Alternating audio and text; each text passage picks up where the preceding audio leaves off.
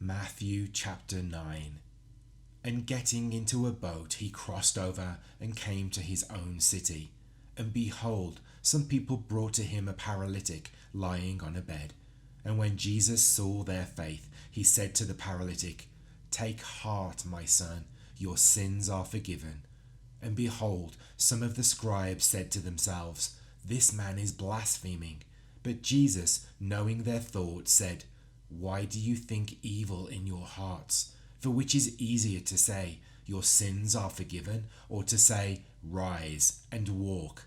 But that you may know that the Son of Man has authority on earth to forgive sins." He then said to the paralytic, "Rise, pick up your bed and go home." And he rose and went home. When the crowd saw it, they were afraid, and they glorified God who had given such authority to men. As Jesus passed on from there, he saw a man called Matthew sitting at the tax booth, and he said to him, "Follow me."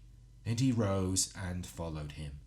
And as Jesus reclined at table in the house, behold, many tax collectors and sinners came and were reclining with Jesus and his disciples.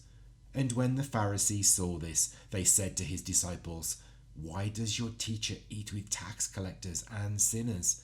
But when he heard it, he said, "Those who are well have no need of a physician, but those who are sick. Go and learn what this means. I desire mercy and not sacrifice, for I came not to call the righteous, but sinners."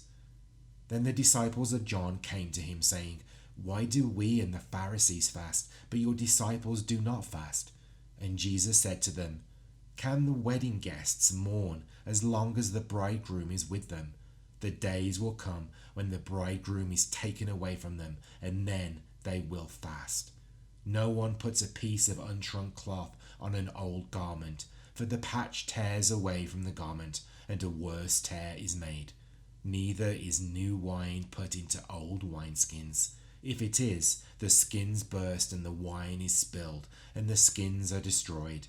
But new wine is put into fresh wineskins, and so both are preserved." While he was saying these things to them, behold, a ruler came in and knelt before him, saying, "My daughter has just died, but come and lay your hand on her, and she will live." And Jesus rose and followed him with his disciples. And behold, a woman who had suffered from a discharge of blood for 12 years came up behind him and touched the fringe of his garment, for she said to herself, "If I only touch his garment, I will be made well." Jesus turned, and seeing her, he said, "Take heart, daughter, your faith has made you well." And instantly the woman was made well. And when Jesus came to the ruler's house and saw the flute players and the crowd making a commotion, he said, "Go away, for the girl is not dead, but sleeping." And they laughed at him. But when the crowd had been put outside, he went in and took her by the hand, and the girl arose. And the report of this went through all that district. And as Jesus passed on from there, 2 blind men followed him, crying aloud, "Have mercy on us, Son of David." When he entered the house, the blind men came to him, and Jesus said to them, "Do you believe that I am able to do this?" They said to him, "Yes, Lord." Then he touched their eyes, saying, "According to your faith, be it done to you." And their eyes were opened. And Jesus sternly warned them, "See that no one knows about it." But they went away and spread his fame through all that district. As they were going away, behold, a demon-oppressed man who was mute was brought to him. And when the demon had been cast out, the mute man spoke, and the crowds marveled, saying, "Never was anything like this seen in Israel." But the Pharisees said, "He casts out demons by the prince of demons." And Jesus went throughout all the cities and villages, teaching in their synagogues and proclaiming the gospel of the kingdom and healing every disease and every affliction.